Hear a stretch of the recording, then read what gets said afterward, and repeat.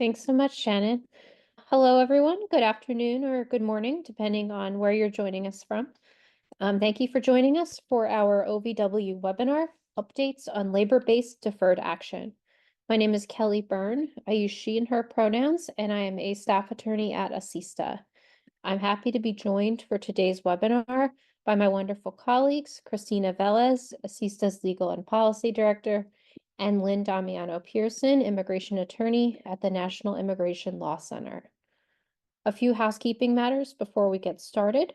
Today's webinar is being recorded, and the recording will be sent to all attendees in the days after the webinar. All of the materials, including the slides, were emailed to attendees earlier today. If you don't have the materials, please check your spam folder. If you still don't see them, please request them by emailing ASISTA's program associate, Maria Lazzarino. Maria's email is manager@asistahelp.org, and I am also going to pop her email into the chat box.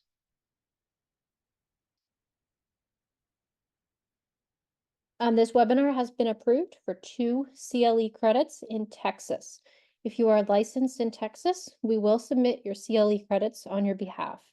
If you are licensed elsewhere, or if you are a DOJ accredited representative, please email Maria to request a certificate of attendance to submit on your own behalf after completion of the webinar. Please take a moment to ensure that your complete first and last name are listed in Zoom if you're seeking CLE credit. We ask that you please use only the Q&A box for your questions today. Questions that are in the chat may get lost. You can still use the chat box to interact with each other, to answer our questions, and to voice your thoughts during today's presentation. We will try your best to take your questions today. If we don't get to your question, please review one of the last slides, which explains how to get in touch with ASISTA for technical case assistance.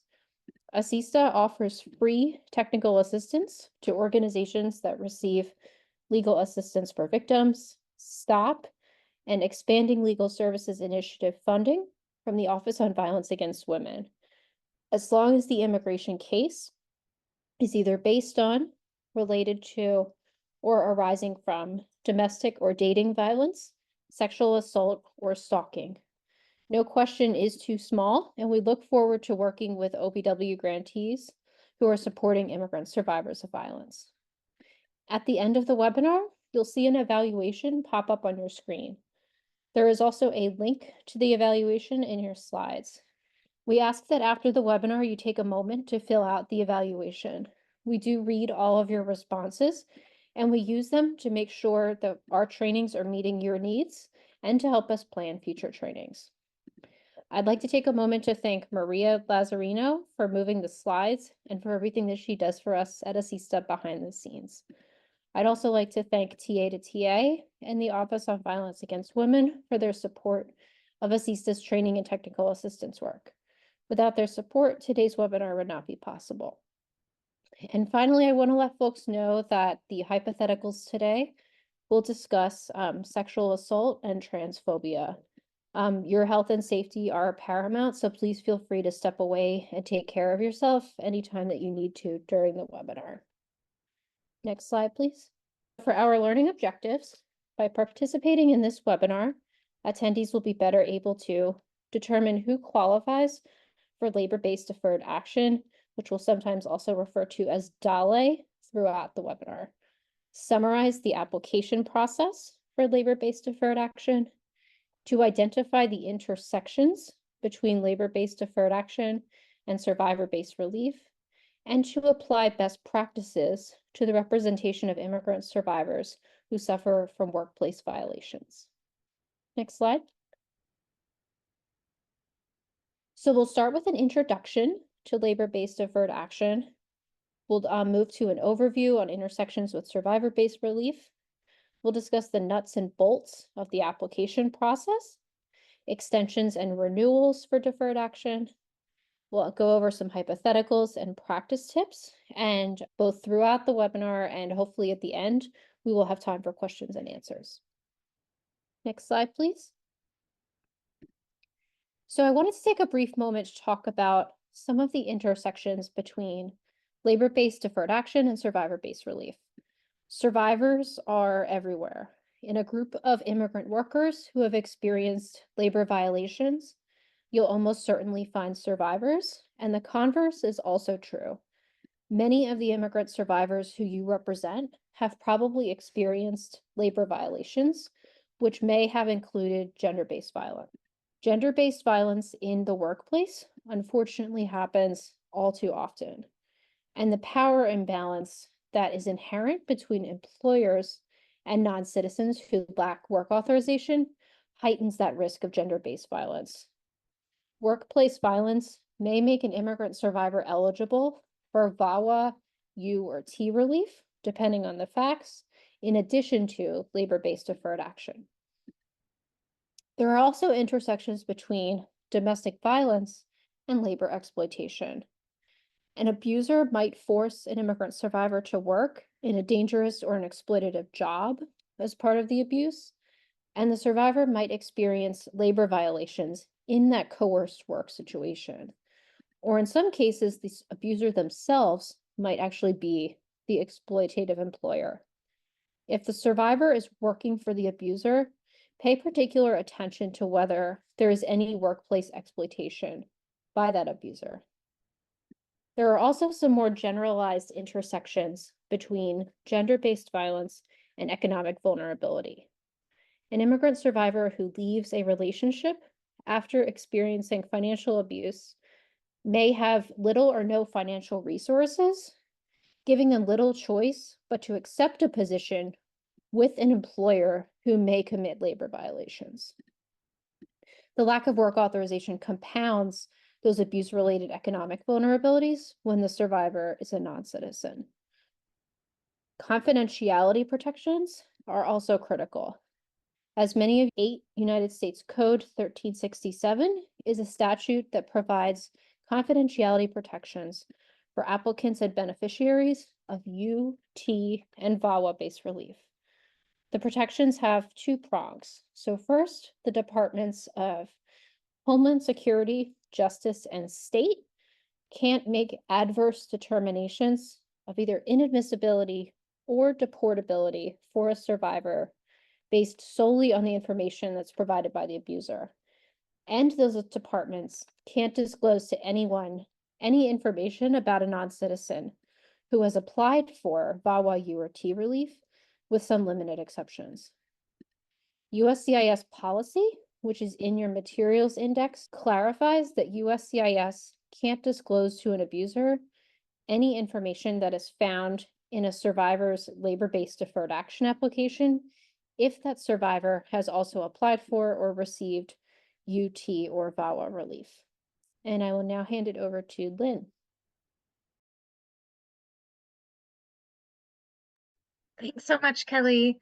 Hi, everyone, and thank you to ASISTA for having me here today on this OVW webinar.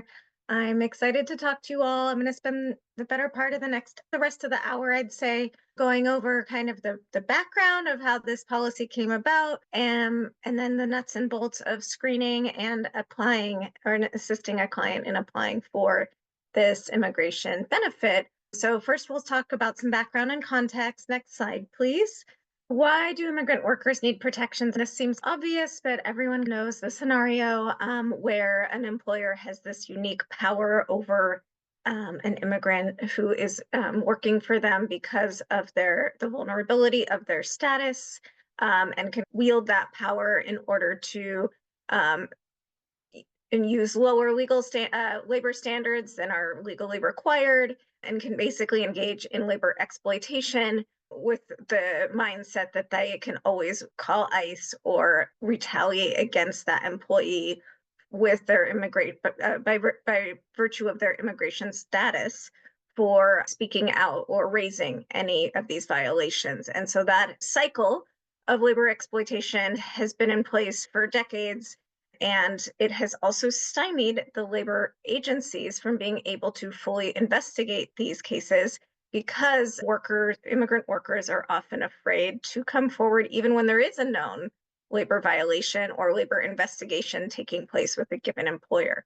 So that dynamic just perpetuates this exploitation and creates barriers to worker organizing. It also prevents the enforcement of labor laws or the improvement of labor conditions, not just for immigrant workers, but in workplaces throughout the country, by relegating this whole population of workers to a place where they don't feel safe complying or cooperating with labor enforcement agencies. And next slide, please. So where did this policy come from? As many of us know, Biden hasn't been as friendly to immigration issues as we had hoped, and there hasn't been a ton of immigration victories.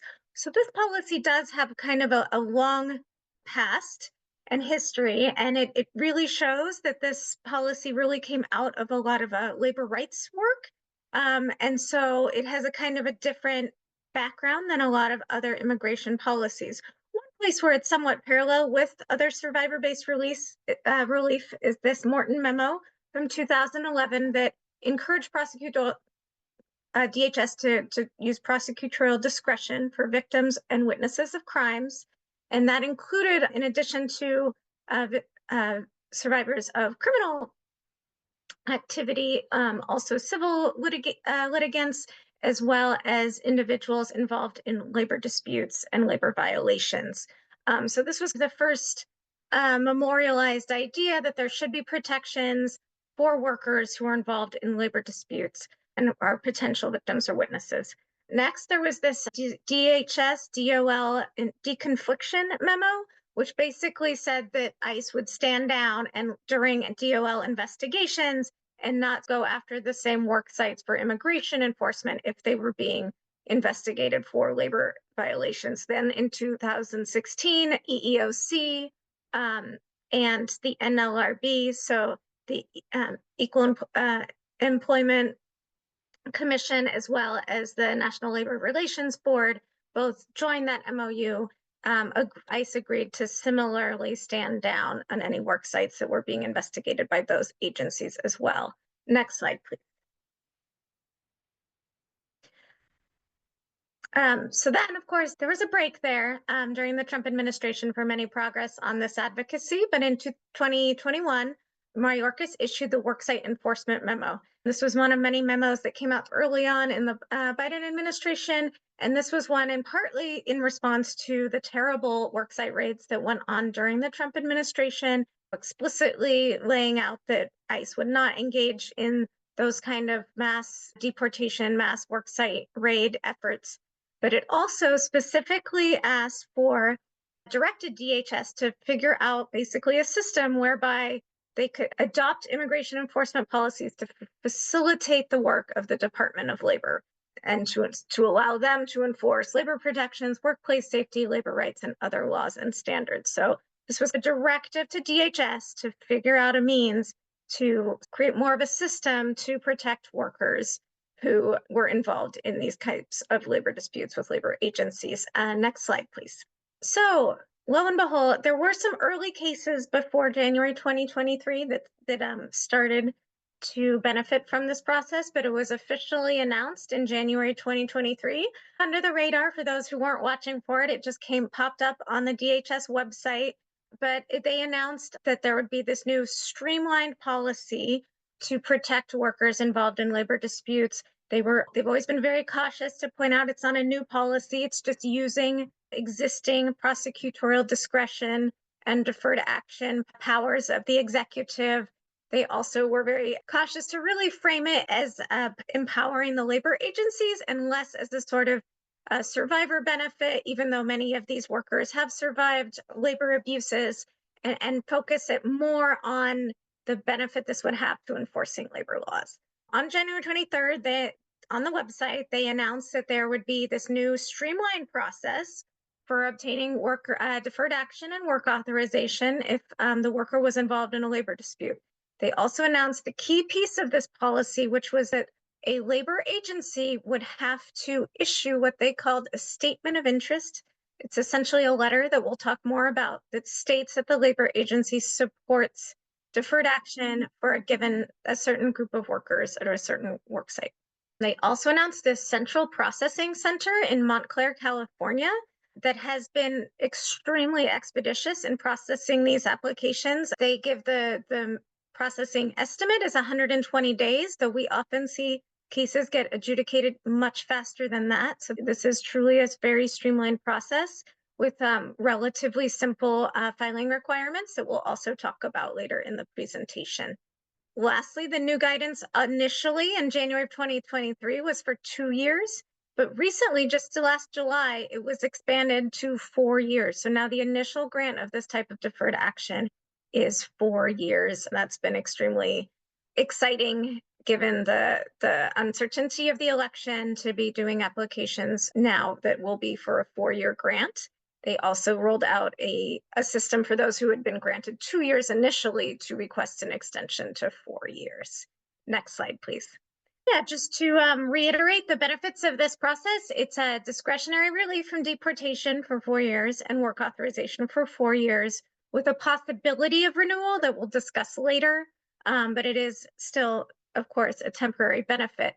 Access to a driver's license, the category C14 deferred action is in the Real ID Act and authorizes or requires every state to offer a driver's license and a social security number that they can apply, workers can apply for when they submit their I-765s.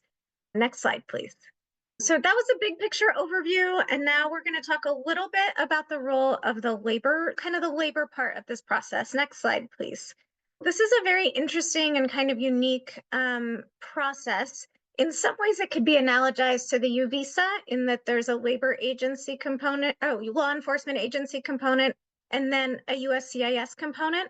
Similarly, there's a prerequisite for this process that support from the labor agency, that once that is given through that statement of interest that I mentioned, the worker can proceed and apply with USCIS.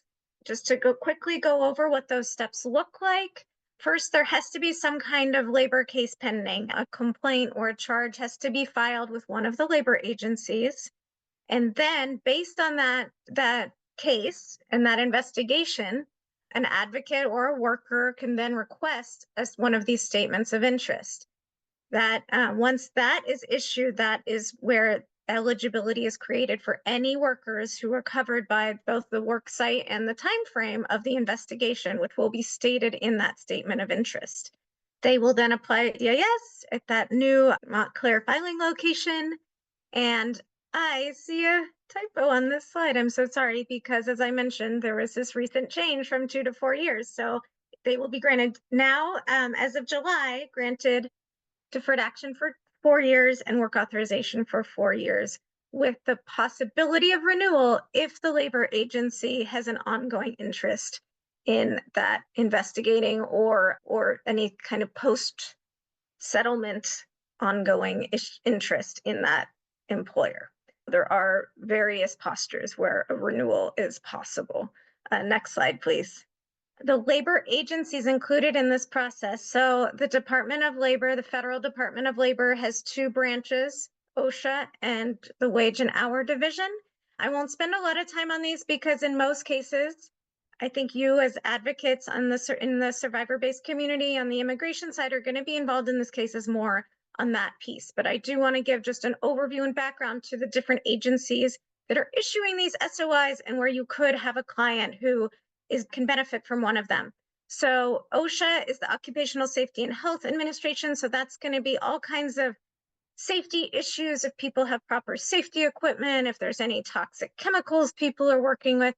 There's all kinds of regulations that create standards for workplaces in terms of health and safety. And Wage and Hour Division is going to cover all stolen wages, failure to pay overtime. They also oversee the H-2A and B programs. They oversee parental leave and other leave programs like that. The EEOC, Employment Opportunities Commission, is going to be focused on discrimination, gender, race, nationality, national origin, all of those. And then the National Labor Relations Board, which has been all of these agencies have issued SOIs, and NLRB has been particularly friendly.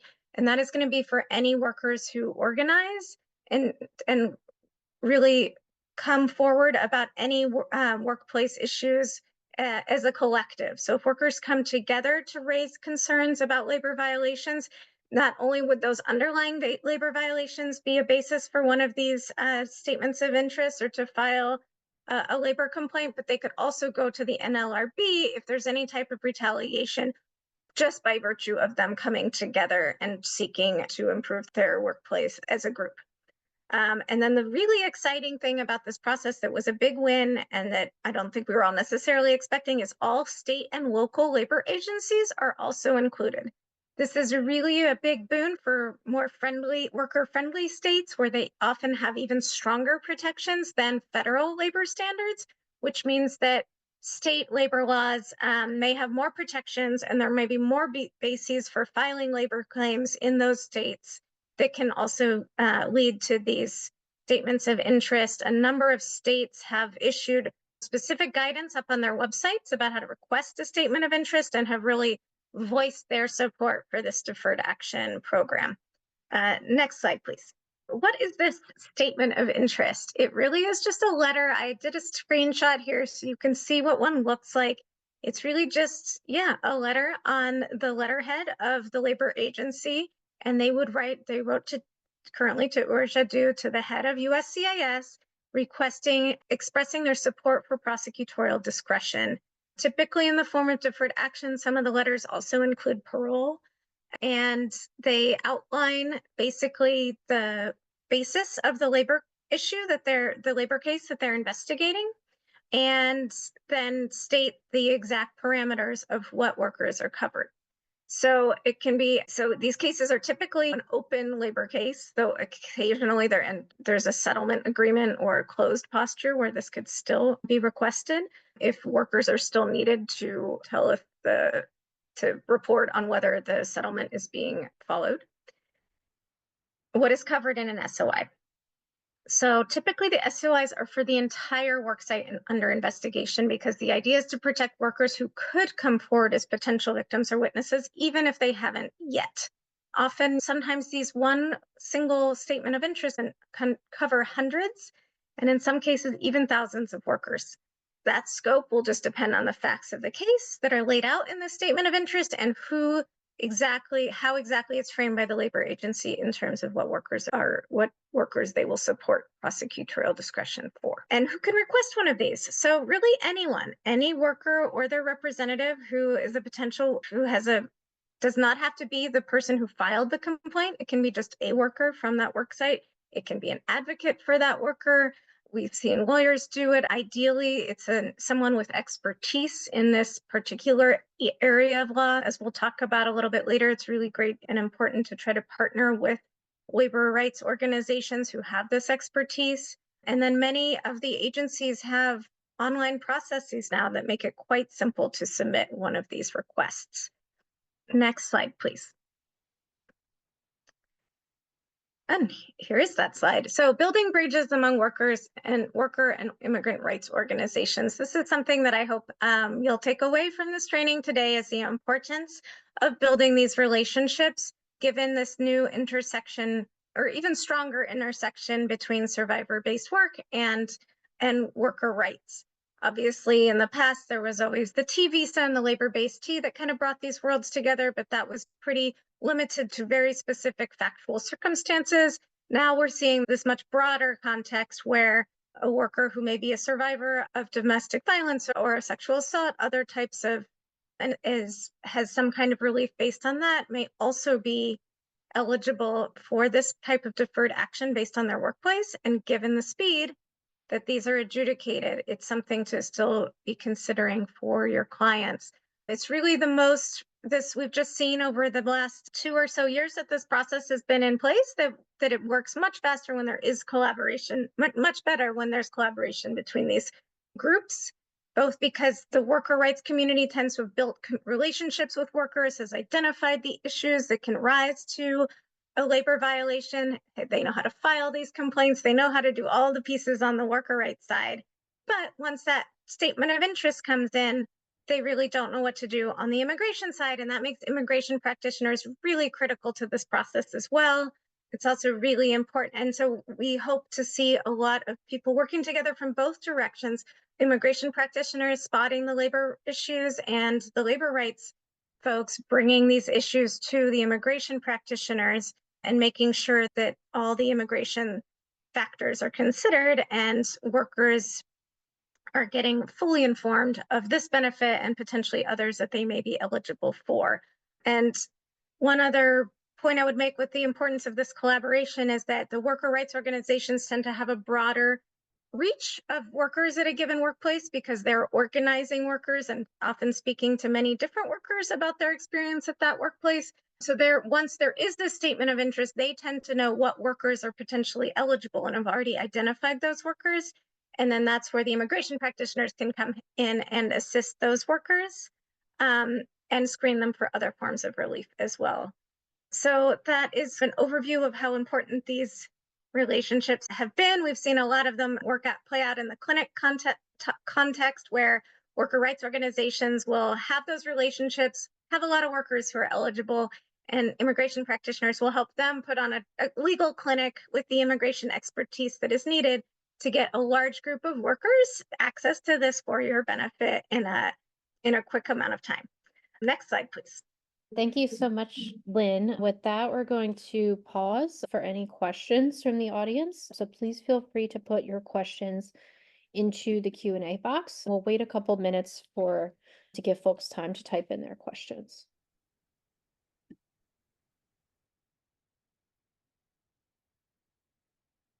Thank you, Kelly. I know that's I just gave a lot of information in a short amount of time.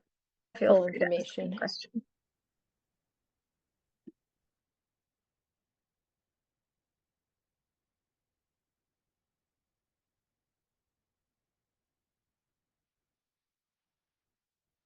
Yeah, I just got a question. Is it okay to ask the labor attorney to get the statement of interest? Absolutely. I think ideally that is the best division of labor to use their expertise to interface with the labor agency and have the immigration practitioner focus on working on the USCIS portion of this process. Of course, there can be cross training and there isn't always the capacity for either to work out perfectly, but I definitely at least to be requesting them in consultation with a labor attorney or labor rights advocate is really the ideal.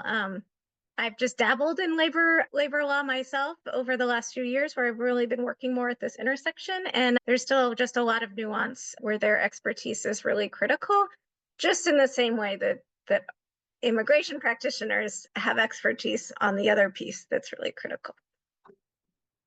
And I see a couple other questions.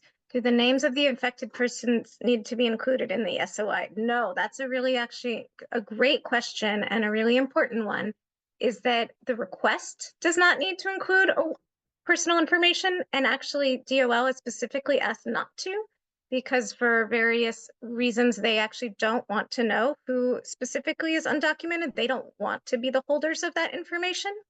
So they actually request that the letter is generic, that it just asks on behalf of workers at a given work site for requesting this for the statement of interest, but not which workers specifically.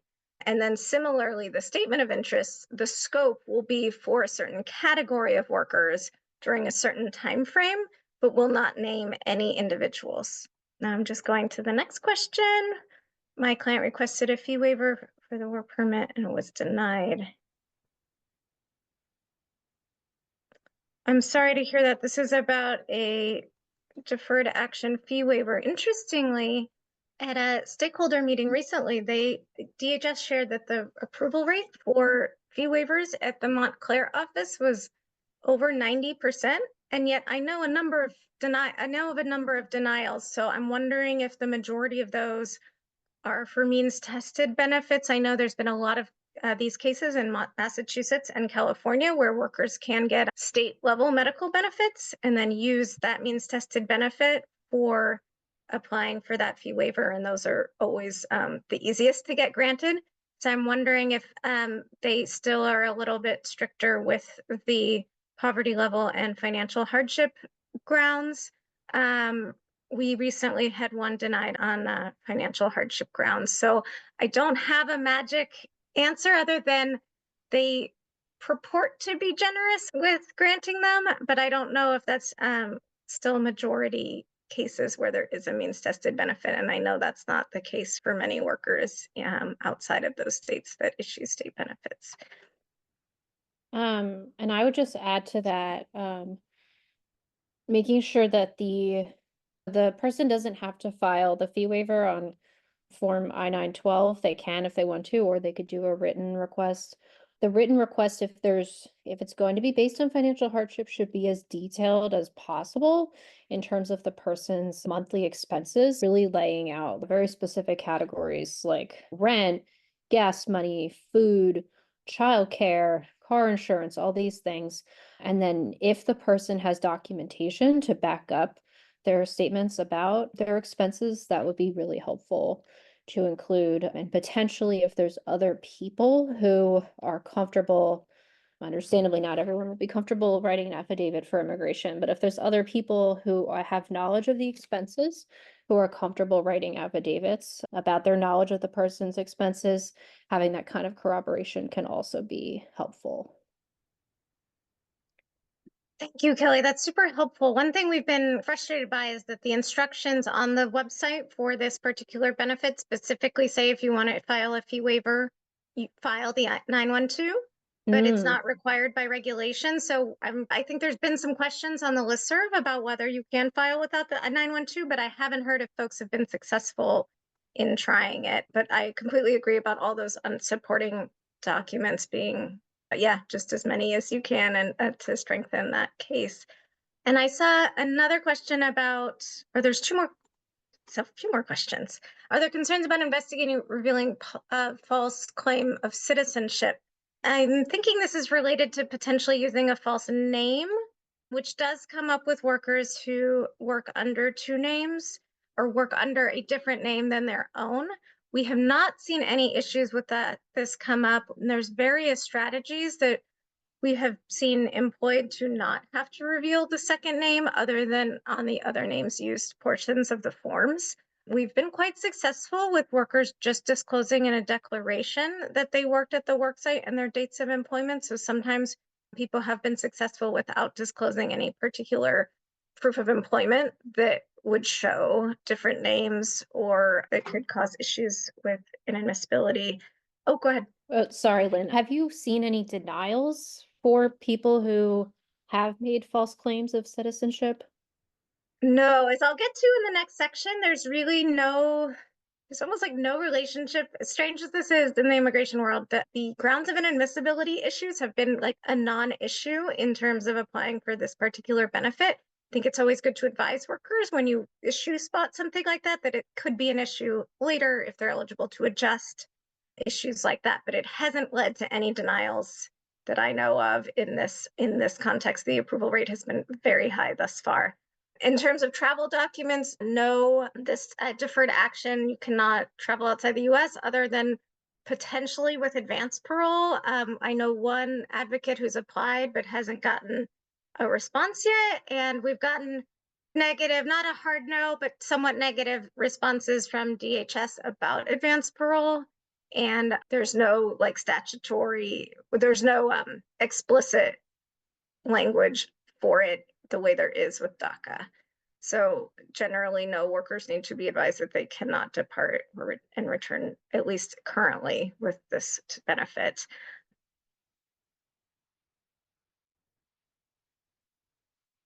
Yes, so the signed statement, this is an interesting one. So we're getting a little bit of ahead of some of the things we'll talk about later.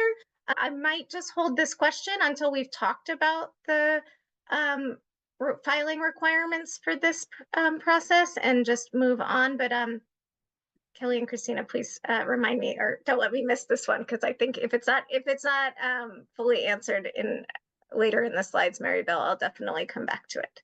Now we're going to go over some screening and advising considerations for this process. Next slide, please. As you'll see, these are really the categories that we would really be screening folks for any benefit: immigration history, criminal history, eligibility for other forms of relief, and then financial information, either for a fee waiver or to complete the I-765 worksheet. What we're really going to be focused on here are the specific considerations that are unique to this deferred action or DALE process. And yeah, just I think Kelly mentioned this already, but labor-based deferred action is the formal name of this program, but the sort of name that it's been coined by the movement is DALE, deferred action for labor enforcement. And some of the key issues you'll want to screen for with U.S. Immigration history is whether anyone has been in removal proceedings or has had a removal order. That will change jurisdiction, and I will talk about that in a moment. It can also be a discretionary factor if people have a lot of negative immigration history. But the key thing to remember here is this is a completely discretionary process. And so all of these things, other than being covered by that SOI, are all discretionary and go to the positive and negative equities analysis.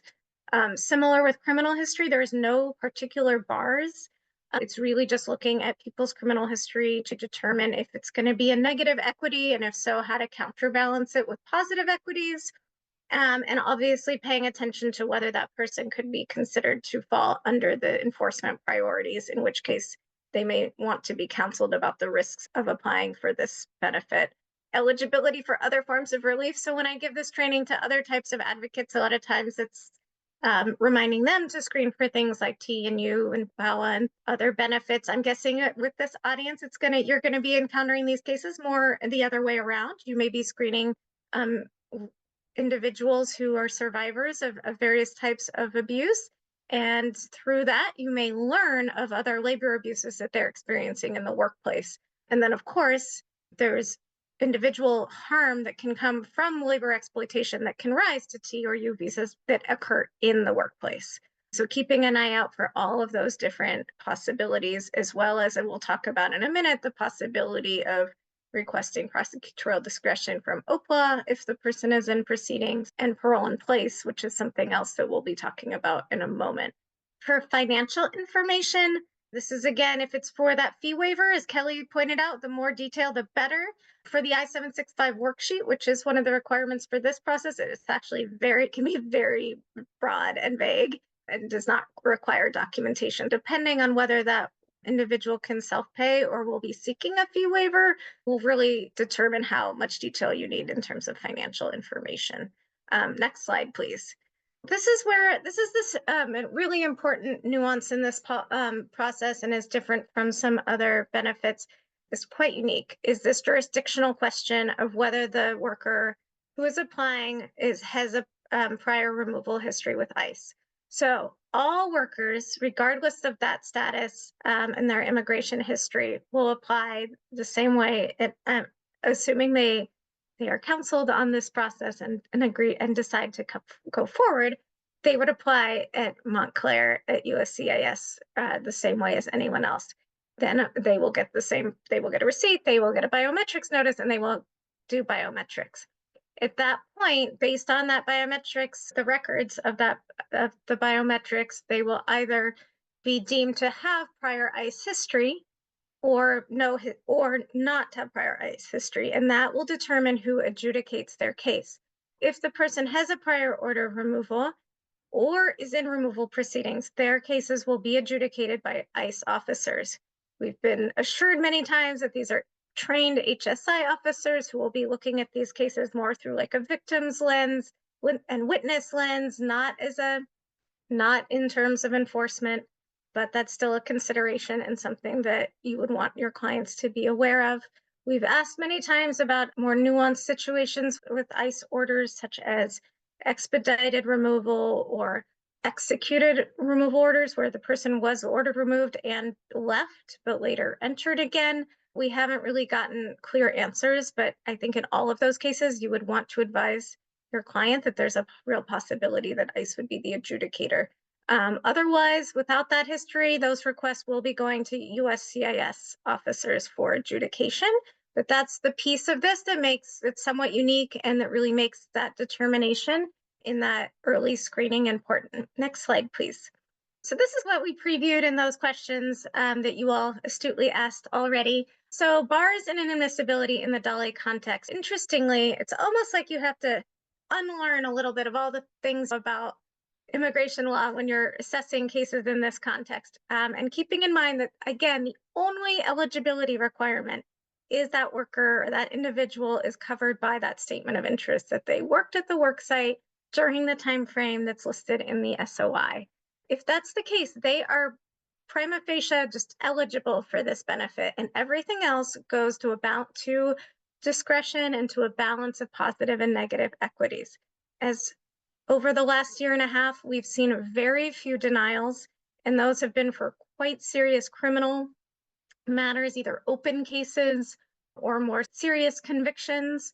We've seen DOI cases be approved. We've seen cases with all kinds of removal history be approved, even the ones that go to ICE. We really haven't seen a big distinction in the approval rate of the cases that go to ICE versus USCIS. So really the key takeaway from this slide is just not to assume in your screening that a ground of inadmissibility or something that would be a bar in another type of immigration matter is disqualifying from this process or should rule out applying for this process if your client could really benefit from getting a EAD very quickly, which is what this process has offered thus far. So keeping that in mind. And then one other thing that's been reassuring, and of course the election's coming up, so we can't predict the future, but at least as data from what we've seen so far, we do not know of any referrals to ICE. Even in those few cases we know with more serious criminal history that did result in a denial of DALE, we have not heard of any being referred to ICE for further enforcement. Next slide, please. So screening for other forms of immigration relief. I'm going to just quickly talk about all of these, but I'm going to be very brief with TNU visas because I know that this room is probably filled with people who are a lot of background and expertise on those already. But I will talk a little bit more about OPLA PD, which is obviously how a worker can potentially get their case closed or terminated before the immigration court, and that we've seen some success in with this program. Parole in place, which many of you have heard about more recently with this new spousal now paused program, as well as military parole in place. There does seem to be a pathway for it under this policy, though we've only seen a very few grants at this time, maybe about 3. And then UNT visas. And just the key thing I think with the UNT is, as I said earlier, I'm guessing that many of these cases may come to you where there's already some survivor-based relief that you have identified, that you identify before going into this inquiry about potential labor abuses. But it's important to also be thinking about the UNTs that can flow from the labor abuse itself. Labor trafficking, that's a little bit obvious maybe, but labor trafficking can still look a lot of different ways. And just that force and coercion to give your labor can look a lot of different ways. And then also with the U visa, there's just some very specific crimes. And I think Kelly will talk more about this later and doing the hypos, but there's some labor-based U visa crimes that you should be looking out for in addition to the more violent QCAs. And then also some really terrible things happen in the workplace. All kinds of violence and abuse can occur in the workplace, just as it can at home and in other places. Next slide, please. So just to add a little bit more on the matter of OPLA PD, so this would be for workers who, and just a lot of word salad here, but prosecutorial discretion in the USCIS context is what we're talking about with respect to deferred action. Prosecutorial discretion here is the type that would be given by ICE in the removal context if they agree to dismiss or terminate or administratively close a case in removal proceedings. And so what we've seen so far, we've seen all 3 play out in different ways, but we have seen some receptiveness to granting PD for workers who either have gotten the grant or sometimes even just that are covered by the SOI and will be eligible to apply for this 4-year grant. And there's been some recent guidance from EOIR recently that specifically lists deferred action as a potential basis for immigration judges themselves to terminate, both by filing a motion. I think always the first step is always requesting PD from the OPLA office in your respective jurisdiction. And there's a lot of variation in how those offices work. That's not a guarantee, but a good first step of trying to dismiss folks' removal cases. And then Otherwise, there is a potential to even go and just move for the immigration court to dismiss or terminate based on this relief, even though it's temporary. We've seen successes there, and obviously, if people don't have strong forms of relief to raise before the immigration court, that can be really critical in stabilizing folks and a much earlier step to getting those proceedings dismissed or terminated than they would if they have to wait, say, for the approval of a U or a T visa. Parole in place. This is basically parole in place just refers to someone being paroled while still being within the United States. So they get the benefit of that status, which allows them then to adjust. So if someone has a qualifying relative and can file an I-130, but is not able to because they EWI'd, they entered without inspection initially when they entered the United States, being paroled into the US without leaving allows them to then not only petition, but then request to adjust status through that relative who otherwise could petition for them, but they could not proceed with the adjustment. This can be a real benefit for folks who are in that situation where they have family members who have or can petition for them. And also under the Cuban Adjustment Act, which is another type of adjustment where someone just needs to be, if someone is paroled, they are eligible to adjust under certain requirements. So this was referenced in the guidance a couple of times. It's still in there on the website. They say parole in place once or twice. And some of the early statements of interest specified either that the agencies were requesting or supporting parole, or even specifically parole in place. And that gave us a lot of excitement and hope that there would be a mechanism for workers to apply for this benefit. However, they've been very explicit that Montclair will not accept any parole in place applications, which leaves workers who may qualify for this to apply at the respective field offices. And we only have seen one field office so far that has approved them, and that is Seattle. There haven't been many filed elsewhere. We have one still pending in Atlanta.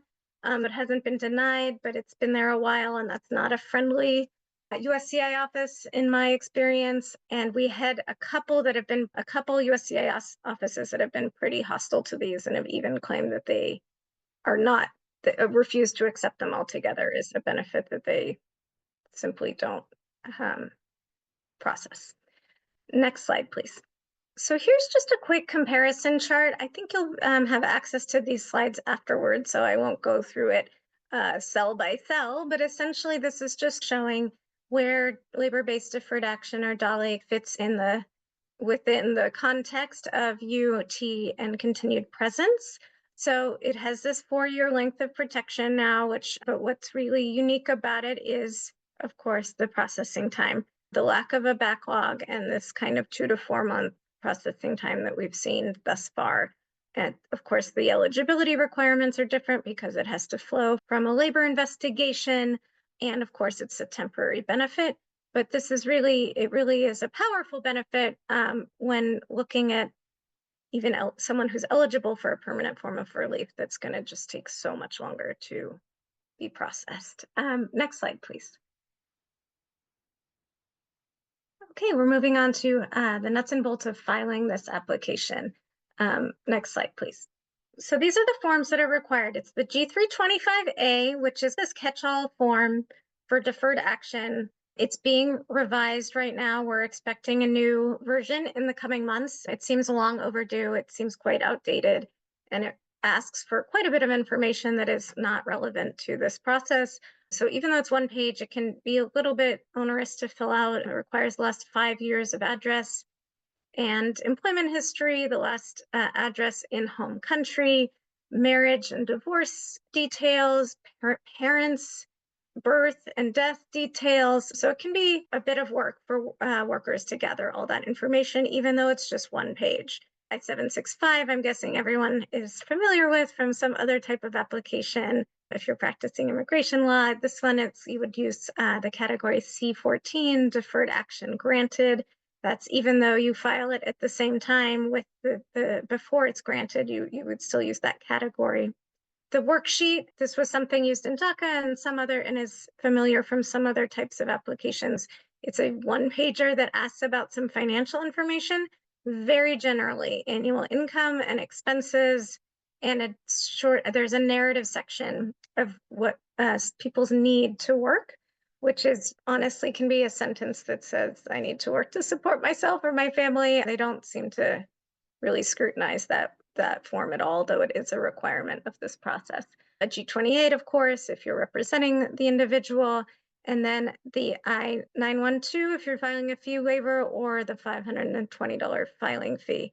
But otherwise, if the person is self-paying, then it would just be the other forms without the 912.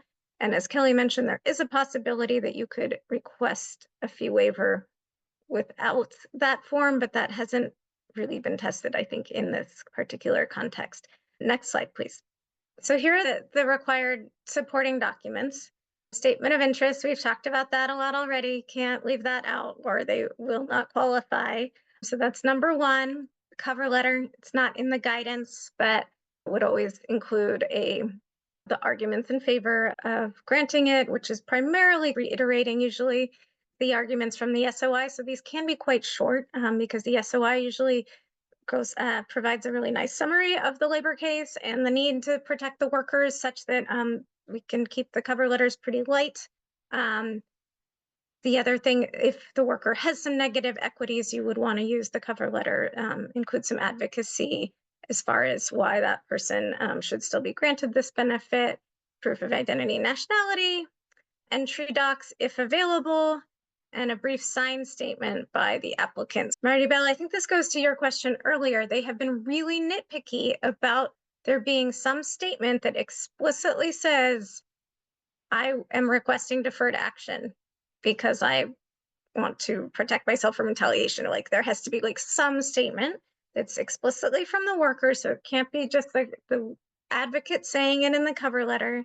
And even if the worker submits a declaration and explains all kinds of horrible things that happened in their workplace and explains that they worked at the place under investigation, it seems like if it doesn't explicitly say, I am requesting deferred action, they can take issue with it and potentially reject the applications. I have heard of that happening, and I know it's a bit frustrating. And then proof of employment. This is also really critical and came up in the questions already. Ideally, the worker worked under their legal name, was paid on with some kind of paper trail, pay stubs, checks, W-2, etc., employment contract. This can get tricky and things come up that you may not have considered previously. Workers can work for a staffing agency, but for the employer that's listed on the SOI. So sometimes their pay stub doesn't perfectly match the employer. Again, we've seen that gap filled by declarations or sometimes by a work ID that shows the photo and the name of the company, even though technically they work through a staffing agency. So there have been workarounds, and then of course, there is the two-name issue, which has also been challenging.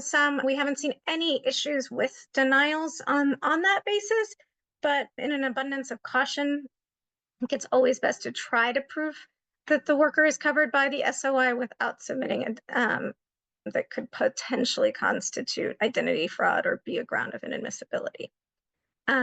Next slide, please. Other supporting evidence. So just again, reiterating, this is all things that aren't required. We have seen, because of a lot of these applications being filed through legal clinics and pro se legal clinics, we have seen just really bare bones applications be approved through this process. And we like it that way. We want this to be as accessible as possible. We want workers to be able to apply with kind of a minimum amount of legal assistance. And so we really urge people to keep that cover letter short, to really focus on the requirements and not fill out all the bells and whistles like you would with some other applications. I know where you want to make sure that the agency knows of every possible positive equity about your client or every possible harm that they've experienced. This process is really different. This is really about the labor agency's interest. And so you can forego some of the individualized types of evidence that you would submit in other cases. And in fact, since individualized harm is not required, just being a worker at that workplace, it's really just unnecessary to include a lot of that information. But some positive equities evidence that we have seen and that can be a good idea in cases that have some negatives that you're trying to overcome. An easy one is U.S. citizen family members' birth certificates to show those ties to the community. We've seen support letters from community members, from faith communities, investment in the community, such as certificates from churches, from English proficiency, and then evidence of participating in the labor case. Because the primary interest in this whole process is that labor investigation and that labor case, showing that you've been involved in it already, that you've cooperated, can of course be a strong equity as well. If the worker does have criminal history, which again is really the only place we've seen denials thus far, we recommend including the final disposition, but not police reports and other records that often can have details that are unhelpful and unnecessary to include. And people are often charged initially for more serious crimes that are reduced by the time of the final disposition, including mitigating factors about that worker. And again, maybe including some of these positive equities evidence that we just went over, and then just trying in that cover letter to balance the positive and the negative, talk about good character, remorse, rehabilitation, responsibility, the 3 Rs. Next slide, please. So finally, I think this is just about at the end of my section here, and then we'll move on to more of the intersectional topics that we're going to go over as well. But I wanted to give just a sample timeline of how this is just the USCIS portion. The SOI and filing the labor complaint, that all can take weeks and months separately. And again, is often more on the labor rights advocates. And so often you may get involved in the case once that SOI is already in place and be working with that individual to help them file before USCIS. You would send in that, you would put together that application with the requirements we just went over after screening and advising the worker, as we discussed. Then you would send in the labor, you would send in that packet to Montclair, and in a few weeks, you would get the receipt notice and the biometrics appointment or rejection. One positive thing I'd say about rejections is they've been very good about rejecting things that could be potentially an adjudication, like a missing SOI. It's not a denial where they keep the filing fee. They'll usually reject it and send it back with the fee so people can correct applications, or for some reason they really aren't eligible, maybe they at least get their money back. Adjudications are taking 2 to 4 months, as I mentioned. The deferred action and the EAD they're required to be filed contemporaneously, so that initial packet must have the I-765. But it also means that they'll be adjudicated at the same time. So the person will, in separate envelopes, sometimes a week or two apart, but they will receive the approval and the EAD at the same time. And in theory, will receive a Social Security card a couple weeks thereafter. That has been more hit or miss, and some workers have had to go with their approval notices to the Social Security offices. There doesn't seem to be great communication with SSA and DHS on this program. However, workers are entitled to it and can get that card. It just might require a trip to the SSA office. Next slide, please. Okay, and then real quick, I just want to go over what I mentioned at the very top of the hour, which is this new policy. So basically in January 2023, they announced the initial policy. They said there was going to be a possibility of renewal, but they didn't articulate what the standard and the requirements would be for renewal. They also call renewals subsequent requests, which is a little funny, but they're really basically renewals. So in January 2023, they announced a renewal process and made clear that you would need an updated statement of interest. And then more recently, they announced this move from 2 to 4 years. So what this means for workers right now is there's kind of confusion between, and advocates, frankly, between what an extension means and what a subsequent grant/renewal means. An extension is just basically anyone who's already had the 2 years and requesting 2 more years. What was extra confusing is it's been almost 2 years since some of the very first workers received this benefit. So they thought they would have to apply for renewal, which meant going back to the labor agency and getting an updated SOI.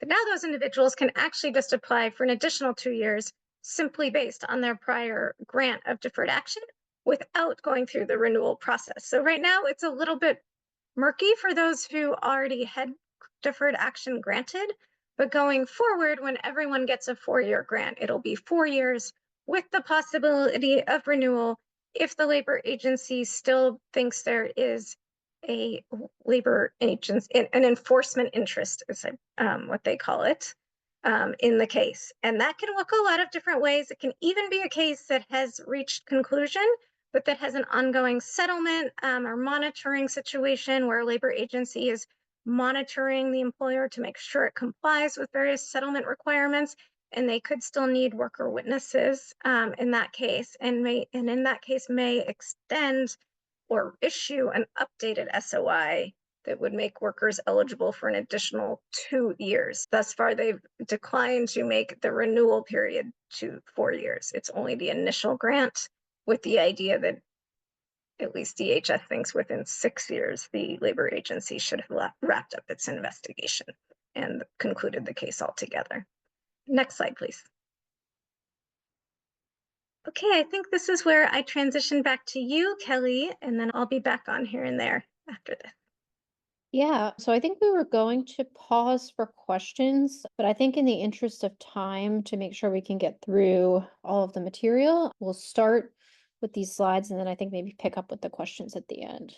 But thank you so much, Lynn, for that really great and thorough overview of the application process. When we're talking about survivors specifically, what are some benefits of this process?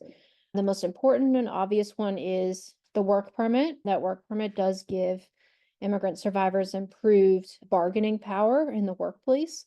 It unlocks opportunities for better and safer jobs where they're, paid and treated properly. And if they experience gender-based violence, they would feel more able to speak up against it or to leave that job and be able to get a better one. Work permits also allow survivors to achieve financial independence, which allows them to reduce or eliminate economic dependence on abusive partners. Also allows them to support their children and to find safe housing.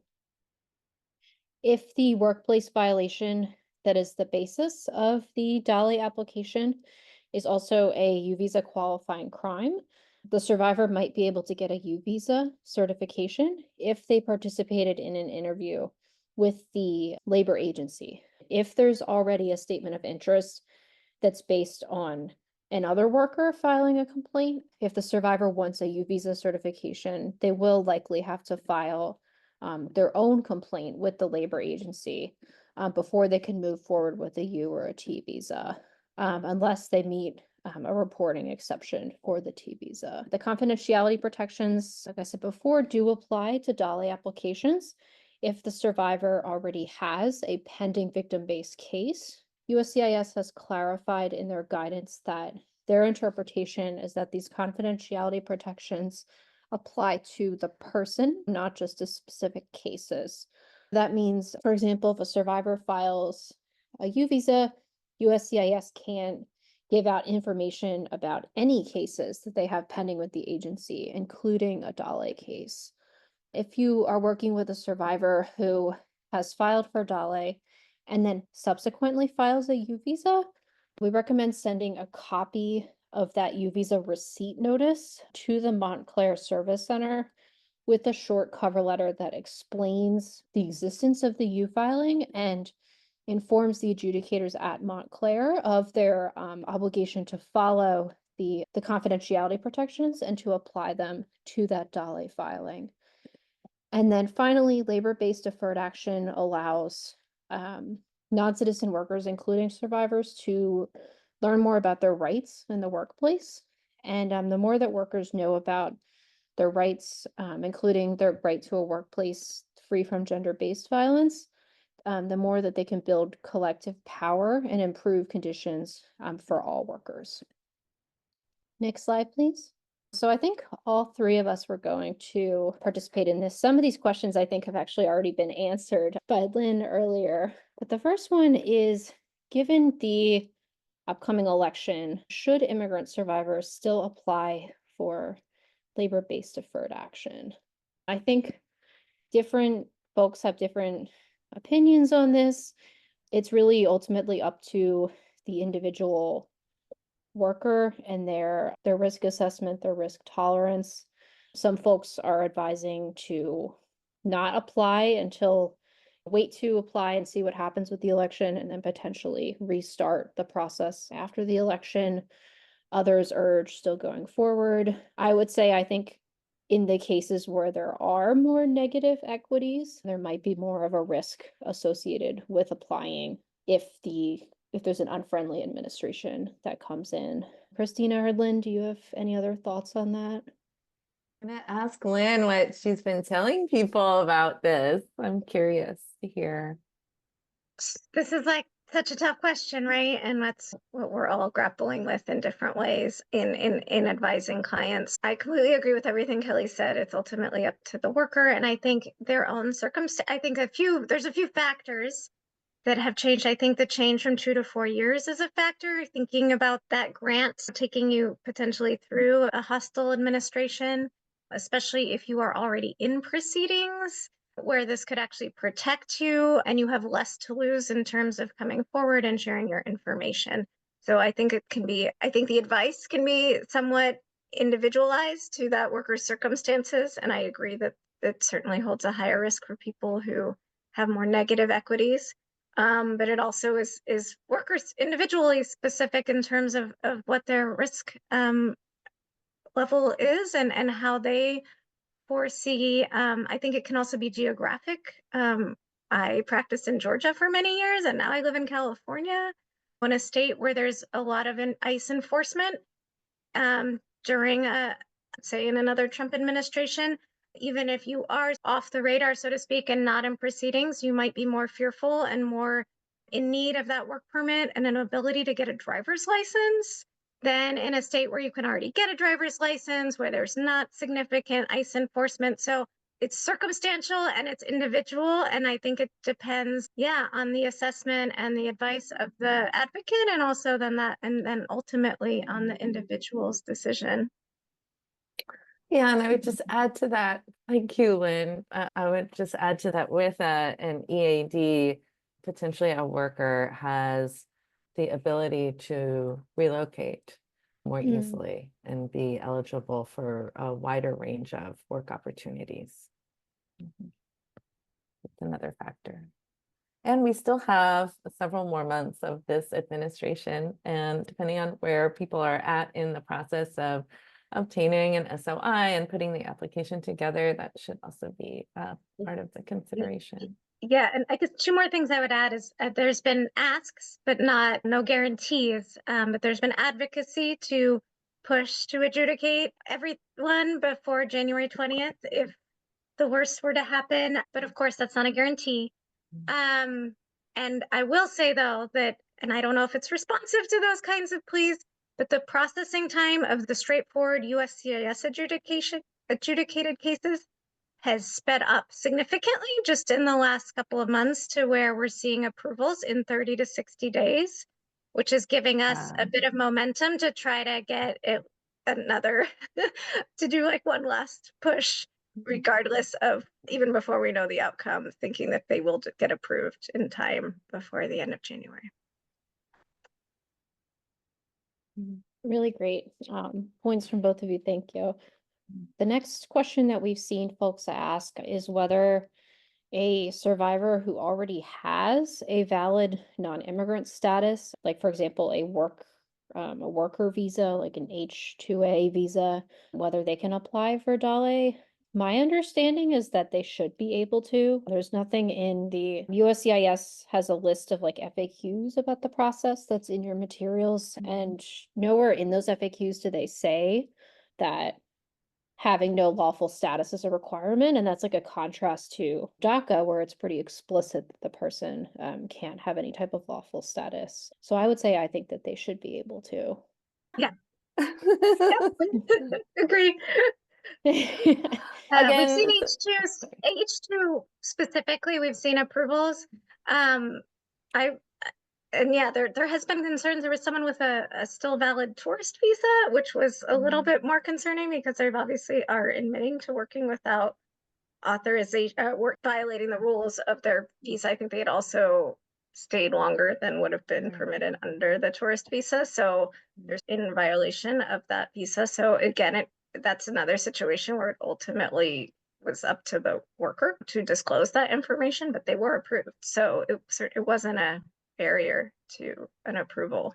But that's something that you'd want to advise people carefully about, because people may have different risk levels in terms of disclosing that kind of information. Really great point. The question about advanced parole, I think Lynn already answered that. It sounds like there's a case pending, but we haven't heard yet about the outcome. But I haven't seen anything in the guidance from USCIS that advertises that advanced parole is a possibility. There's this question about gig workers, if they're eligible for this type of relief. I think that depends on like a couple things. The first is like you would have to identify an employer and that the person themselves is considered an employee instead of an independent contractor, because independent contractors just have a lot less workplace and labor rights than people who are classified as employees. And in order to qualify for a statement of interest, like there has to be a violation. And it's just, if you have fewer rights, then unfortunately it's harder to find a labor violation. There's some cases where maybe someone is misclassified as an independent contractor, but they should be an employee. And depending on the circumstances, that could be a violation that maybe could give rise to it. But it really depends on the classification and also on whether the person is in a jurisdiction where the laws are friendlier to folks who are classified as independent contractors. We've seen that in, I think, New York City, maybe state, where there are additional protections for, say, app workers or delivery workers. There's a lot more organizing being done on their behalf. And I would not count them out of DALI eligibility necessarily without doing a little bit more investigation about the coverage of those laws and the agencies that can enforce them. Thank you. And then the last question is, I think someone also asked this in the Q&A. How do you know whether a statement of interest has been issued for a particular workplace? I know that there isn't really like a database of SOIs. The the National Labor Relations Board does have on their website like a list of workplaces with open investigations. So that could potentially be a clue that there might be an SOI if the workplace is under investigation. Some other ideas are, if you're a member of local listservs, or there's also a DALI listserv, you could post asking folks if they know if there's a SOI for a given workplace. Also word of mouth among workers, like some workers might tell each other that there's an SOI for people have made a complaint at a particular workplace, and that can give you a hint that there might be one. Lynn or Cristina, do you have any other thoughts on that? Sorry, I just wanted to draw attention for folks in the Q&A. Jenny Mashek from NWERP in Washington State made a comment that because NWERP in Washington State has been collaborating with a number of different community-based workers' rights organizations and law school clinics and others to provide clinics that have been able to bring in folks who are eligible for DALI or have experienced labor violations. They've been able to serve a lot more people. And I think that may have been what you were going to say, Lynn, is that people, we really do encourage people to make these connections with labor side advocates who are going to be more informed about what kind of investigations are happening, about like the status of SOIs at various workplaces, and might also be places where you can find support for your client who's experiencing a labor violation, who may, if your client may not be fully aware of what kind of enforcement actions are taking place or investigations are taking place. Perhaps they are isolated by language or some other circumstance. So I really do encourage that. And I know as someone myself who has worked for a small organization that maybe had an immigration practice that was ancillary to the other work of the organization, you don't always have these like tentacles or resources to have these tentacles out into the community. So I would just, as we have to do with whenever clients present with particular issues, or we believe that there is a creative advocacy strategy for them, we still have to be open to doing some of that legwork, initial legwork ourselves by cold calling places or asking around in our communities about where folks might be providing DALI services or providing labor specific information or intakes and representation. So just we have to sometimes be a little extra creative and take a little extra initiative to make these connections. But once you have them, I know that they can pay off down the road. So really encourage that.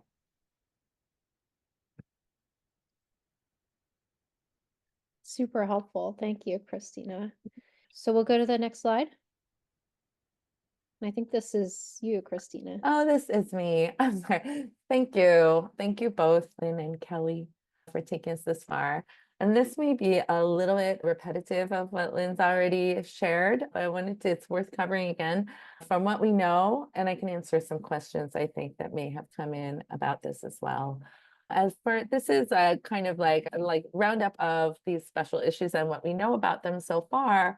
We know that, as Lynn said earlier, sorry for the noise, referrals to ICE HSI occur when USCIS receives an application for DALI for someone who is in removal proceedings or has a removal order. So USCIS will still receive that application at the Montclair filing location and then refer it to HSI, or specifically the ICE parole unit, for adjudication. I know someone in the Q&A asked a question about whether if someone were in removal proceedings, which were dismissed as an act of prosecutorial discretion, would USCIS or ICE adjudicate the DALI request? Maybe Lynn has a different answer, but I suspect that it would go to USCIS because if their removal proceedings were in fact completely dismissed and they were no longer in removal proceedings. It doesn't matter quite so much if it goes to HSI or USC or is kept by USCIS, except that from what Lynn says, the USCIS processing times are very fast right now. So I would include with my filing any documentation that the proceedings were dismissed. I think there was another question here about if someone has a prior ICE history, would that then make this a case that a partially accredited DOJ rep wouldn't be able to work on? I actually think this is not something that would impact to some degree, I think it would be up to your workplace. If you're a DOJ rep, the scope of your work, I think, is somewhat defined by the kinds of cases you're authorized to work on by DOJ, but also I think within your workplace. However, when interfacing with ICE, practitioners who are either full DOJ reps or licensed attorneys typically only use a G28, a Form G28, when interacting with ICE. And from what I understand, full DOJ accreditation permits an accredited rep to represent individuals in removal proceedings before the immigration court, but this is not that situation. In this situation, the person would just be filing the application with USCIS, and then USCIS would make that further determination of whether it needs to be referred to ICE or HSI for additional review. So I hope that answers your questions. Essentially, I would say I do not think that it should limit a partially accredited DOJ rep from submitting to USCIS an application for DALI. Another thing that we know, and as we know that there have been some discretionary denials, we know that a lot of them have been, the DALI applications have been approved, but some DALI applications have been denied specifically for non-citizens with criminal convictions, which count as, I think I would characterize as especially negative equities according to USCIS and ICE. However, no ICE enforcement action has resulted from those denials. And as Lynn said earlier, the consideration of whether to approve DALI applications doesn't really have any relation to the grounds of inadmissibility that are relevant to forms of immigration status that people apply for. As far as parole in place, also, as Lynn said, we haven't seen very many parole in place applications for folks with based on DALE be approved. The Mayorkas Worksite Enforcement Memo and the initial DALE announcement in early 2023 did reference parole in place as a potential benefit related to that would be protective of folks who are alleging workplace violations. However, they haven't built out any kind of process for that. And also, as Lynn said, those applications would not go to the central Montclair address, but they would go to the local field office, USCIS field office instead. And we've seen a couple of successes at the Seattle field office. And as Lynn said, one is pending in Atlanta. If you want more information about, if you think this is something that you really want to try, I would reach out to Lynn. I would also reach out to folks on whatever listservs you're on to see if anyone has made that effort where you live in your area. Next slide, please. Okay.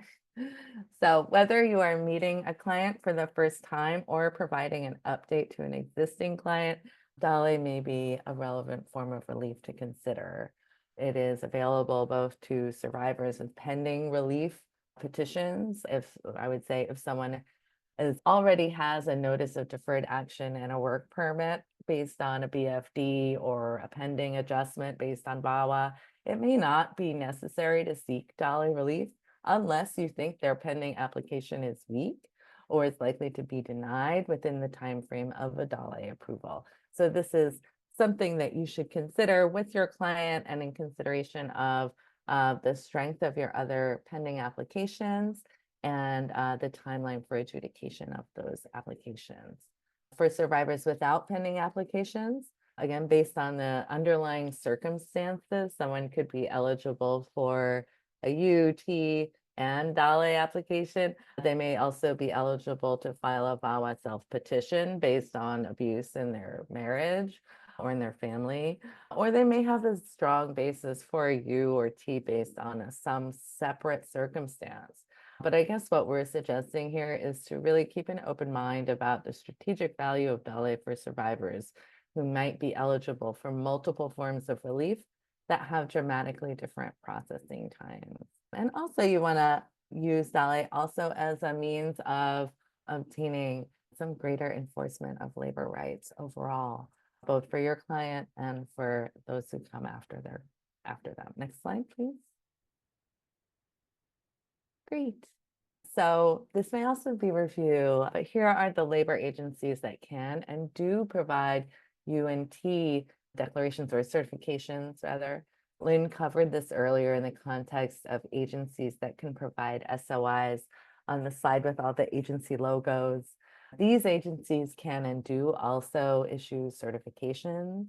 We also suggest that practitioners consider state and local labor agencies that have jurisdiction to detect qualifying crimes and refer them for prosecution or prosecute them directly. You can also check in with local practitioners and of course ASISTA and listservs if you have questions about what agencies in your area or whether a particular agency in your area can provide a U or T certification. Go to the next slide, please. And here are the big three federal agencies and the information that we have about the scope of their certification authority. What they've decided is their scope, rather. And it's important to note here that OSHA does not yet officially certify for sexual assault or rape happening in the workplace, which is a bit of an advocacy issue for us, given how prevalent sexual assault and rape are in the workplace. But we have been told that they will consider such requests on a case-by-case basis. So the fact that it is not listed, I think, on their website should not prevent you from making that request. And we would be very interested to know what the outcome of such requests are. EEOC and NLRB do not specify enumerated qualifying crimes but do require that to issue a cert, the qualifying crime should be related to their scope of jurisdiction or an area of enforcement for the agency. So I guess the relationship here between DALE and U visas based on the same underlying circumstances is really that I think essentially like it would probably be a bit easier to find out about the status of an SOI for that particular workplace, and then simultaneously work towards getting an SOI or putting together a DALE application and seeking a certification so that you can request a more durable form of relief, such as the U visa or T potentially. I think I turn it back to Kelly now, and I'm going to take a look at these questions as well. Thank you. Thanks, Christina. So on the topic of if you're trying to file a U visa based on a crime that happened in the workplace, often substantial abuse can be a stumbling block in these cases. Remember that there's a regulation that details like what is substantial abuse and the factors that you would look at. And one of those is the aggravation of pre-existing conditions. An example of this portion of the regulation at work is there was a decision from the Administrative Appeals Office that's in your materials where the U visa petitioner had both like a difficult childhood that had caused trauma, and then also they were subjected to gender-based violence in the workplace. And there was a workplace U visa, and the AAO had found that the situation at work exacerbated the trauma that the survivor had already suffered from their difficult childhood, and found that because of that, there was substantial abuse in that case. So this case kind of shows that you can use, if the survivor has suffered pre-existing trauma, like for example, from domestic violence, you can, if the workplace situation has exacerbated that trauma, that's one way that you can show that there is substantial abuse as a result of that workplace crime. In other non-precedent decisions, the AAO has looked at the deterioration of mental health and personality changes because of workplace crimes to be sufficient for substantial abuse. So to elicit evidence in these cases and to prove that connection, it's important to talk to the survivor in a trauma-informed manner about what was their life like before and after the crime in terms of personality, their relationships, their daily activities, their moods. A serious deterioration in mental health due to the workplace crime, such as suicidal ideation, has featured in some of these AAO decisions. If that's the case, USCIS might be more likely to find substantial abuse, but I don't think that should be strictly necessary. Next slide, please. So now we have a hypothetical. So Daya is a transgender woman, and she has a pending U visa based on domestic violence. She doesn't expect to receive a bona fide determination and a work permit for years. She does need to support her children in the meantime, so she's found a job at a poultry processing plant. The plant pays Daya and all of the undocumented immigrant workers $6.50 per hour, which is below both the federal minimum wage and the minimum wage in Daya's state. When Daya asks her supervisor for protective equipment that she needs to debone chicken safely, her supervisor tells her that only women need protective equipment, that, quote, he, she's are not women, and that Daya doesn't need any protective equipment. You represent Daya in her U visa case, and she asks you if you can take any action against her employer. Next slide, please. For our poll question, which agencies might be able to take a complaint from Daya and issue a statement of interest? So your choices are the USDOL Wage and Hour Division, USDOL OSHA, State Department of Labor was, supposed to be a separate choice, and then or the U.S. Equal Employment Opportunity Commission, or all of the above. And since this is a bit of an involved question, I'll give folks about 30 seconds to respond.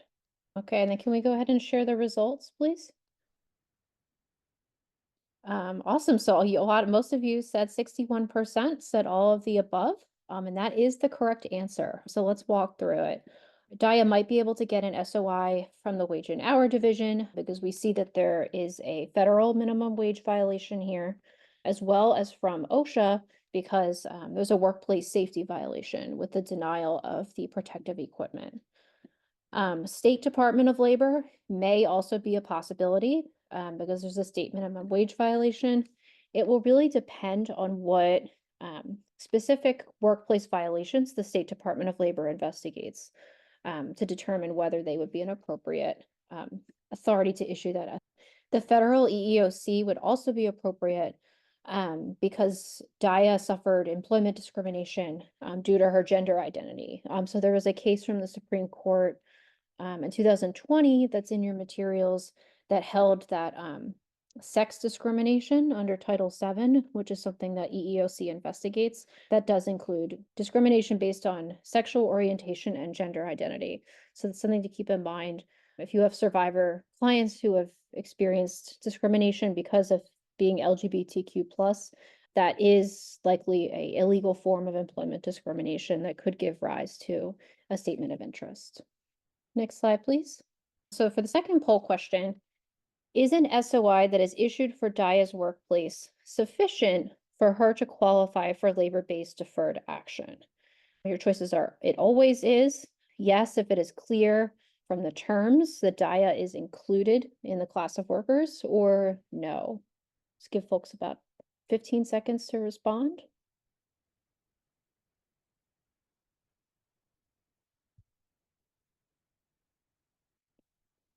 And can we share the results, please?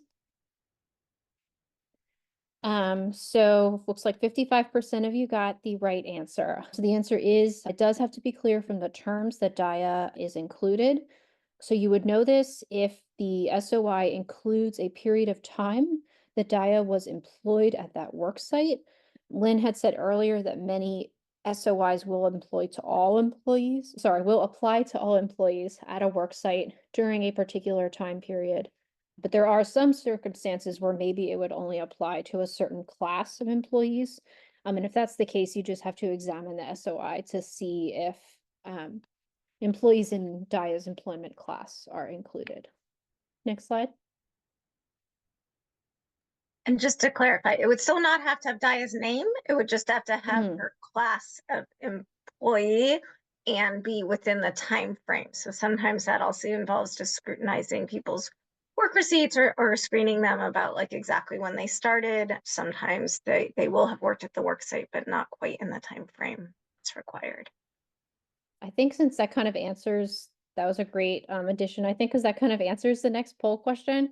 The worker does not have to be named in the SOI. We can skip that one. Thank you, Lynn. I apologize. That's Kelly, okay. I forgot that was the next question. That's okay. It's always a good reminder. So I think, Cristina, this is you. It is. I'm back. Thank you, Kelly. Marisol came to your office for an immigration intake. She works at an e-commerce warehouse and applied for a shift supervisor position. You have determined that she is not eligible for a VAWA self-petition. She's also never made a police report, I guess, ever. Marisol's manager at the warehouse told her that he would consider her for shift supervisor if she had sex with him. She refused. Marisol also stayed in the job because she needs the money and is afraid to look for another job without a work permit. Her manager gropes her every time she walks past him in an empty hallway.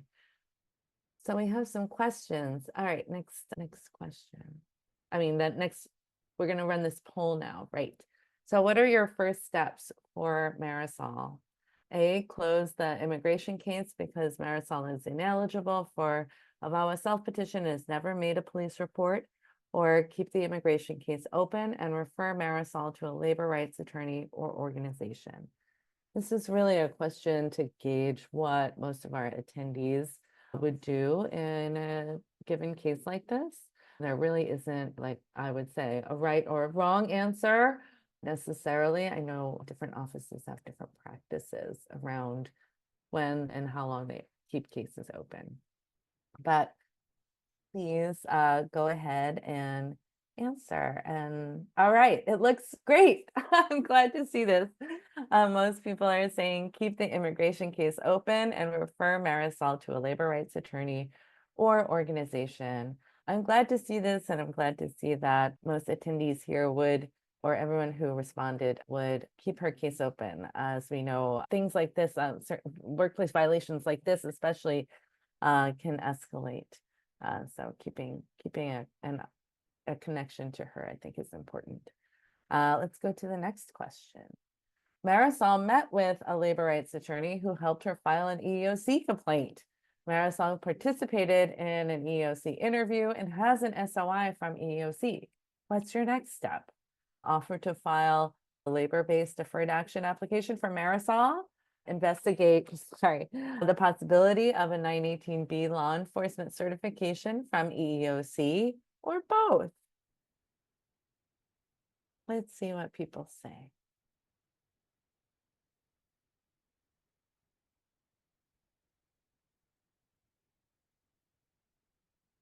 Okay, let's take a look at the answers.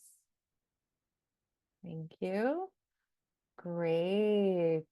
Yes, I would do both. Actually, I covered this on one of our previous slides about the scope of review for EEOC. I think that this would constitute a basis for them to issue U visa certification. So I would do both, but I'm glad to see that folks would move forward with a labor-based deferred action application. Go to the next slide. I think here, Kelly again. Thank you, Kelly. That's right. Thank you, Cristina. So the question is like, is a U certification possible based on these facts? So the first point is that sexual harassment, including sexual assault, is a Title VII violation, and that's something that EEOC investigates. Marisol told the interviewer about the groping, so the claim that she likely made was sexual harassment. So are the requirements for an EEOC certification, are they met here? So first, we know that the complaint falls within EEOC's jurisdiction. It's a Title VII complaint. The second point, is there a qualifying crime that is related to that complaint? Now, Marisol this is a pretty clear-cut situation of sexual harassment, but of course we know that sexual harassment is not itself a U visa qualifying crime. So that said, Marisol did share the facts with EEOC, that the sexual harassment wasn't confined to verbal harassment. It was actually physical, unwanted touching. Since Marisol shared the fact of the unwanted touching with EEOC, we know that they've detected that this non-consensual sexual touching has occurred. I'm seeing folks put in the chat, there are elements of sexual misconduct. Right. So now that we know that EEOC has investigated facts about unwanted touching, what would be your next step in determining whether Marisol is eligible for a U visa based on the facts that EEOC detected? And you could feel free to put your thoughts in the chat. Give folks about another minute and then talk more about it. So what you would most likely want to do is to research your state criminal law to see if EEOC has detected any state crimes based on the facts that Marisol shared with them. There is a U visa qualifying crime that's called abusive sexual contact. That is a federal crime that's found at 18 United States Code 2244, and I'll just put that in the chat for anybody who is interested. And essentially, that crime is non-consensual touching of another person's intimate body parts. And some states do have crimes with elements that are very similar to that federal crime. This does seem to be what happened to Marisol, and that does seem to be what EEOC has detected in this case. So the question is if her state has a crime with those similar elements. If that's the case, you would be able to argue that the state crime is substantially similar to the federal crime. The state crimes elements aren't going to be identical because some of the federal crimes elements are about jurisdiction that makes it a federal offense. But you can argue that's not material because those elements are solely jurisdictional. The behavior that's punished by both the hypothetical state crime and the federal crime is the same, and that's what should matter for the purposes of the U visa certification. And I'm seeing that Susanna is saying that she just filed a case with that argument. I'm very happy to hear that folks are trying this out, and thank you for sharing. The question is, can EEOC, they're a federal agency, can they certify for a state crime? So while they don't explicitly answer that question on their website, I think it's fair to say that they can, because there is some language that they have about sharing information with state and local law enforcement agencies. And I think that they wouldn't be doing that if they didn't contemplate certifying for state crimes. So I would say in these situations where there's sexual harassment in the workplace that actually involves unwanted contact that goes beyond mere words, consider whether there's a substantially similar crime to a piece of sexual contact. Next slide, please.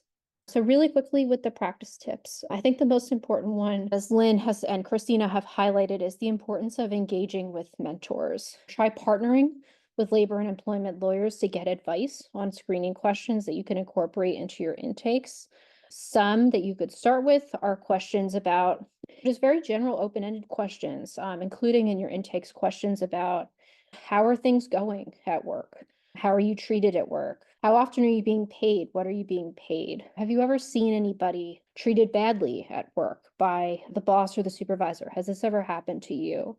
And then once you have answers to those questions, you can take a look at the practice manual, which is in your materials, to see which type of agency might be able to handle that type of workplace conduct. And see if potentially you can get a statement of interest from that agency by partnering with a labor or employment lawyer.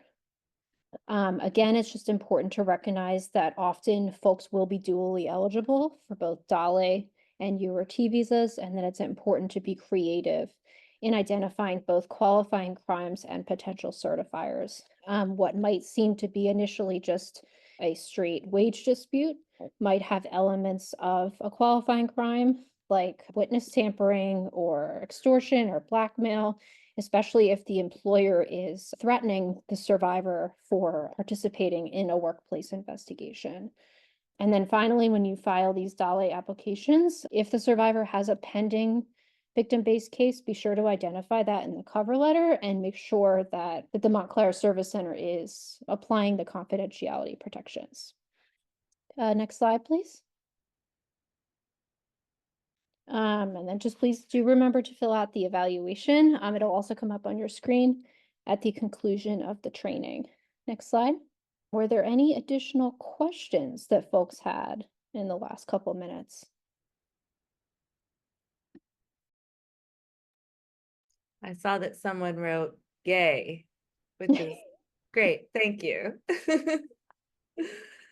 Thank you for that feedback. But also please do fill out the survey that that Kelly put the link for, and that will pop up, I think, after we close this webinar. But thank you so much, everyone, for coming, and thank you tremendously. A tremendous thanks to Lynn for her heroic work here today.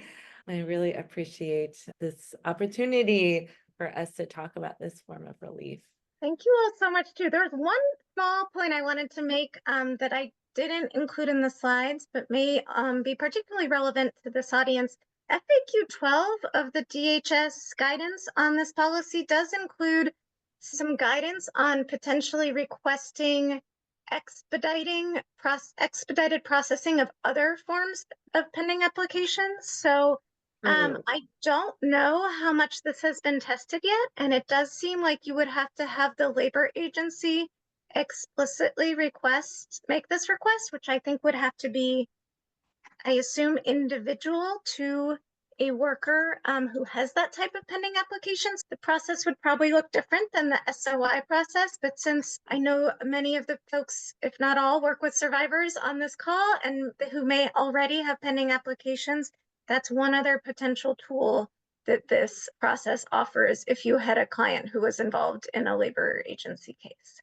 That's such a good point. I always forget about that, Lynn. And thank you for putting the DHS labor FAQ or DALI website rather in the chat. And I added the USCIS page on expedite requests, which goes further into what is meant by this basis of government interests supporting a request to expedite a pending application. Yes, and if anyone does make use of it, please do let us know so that we can help advise your colleagues about how well it works. Thank you, Yeah. Cristina and Lynn, for sharing your expertise today. And thank you to the audience for your great participation in the polls and the chat. And thank you to TA and to Maria. And I hope that you all have a great rest of your day. Yeah. Thanks, everyone.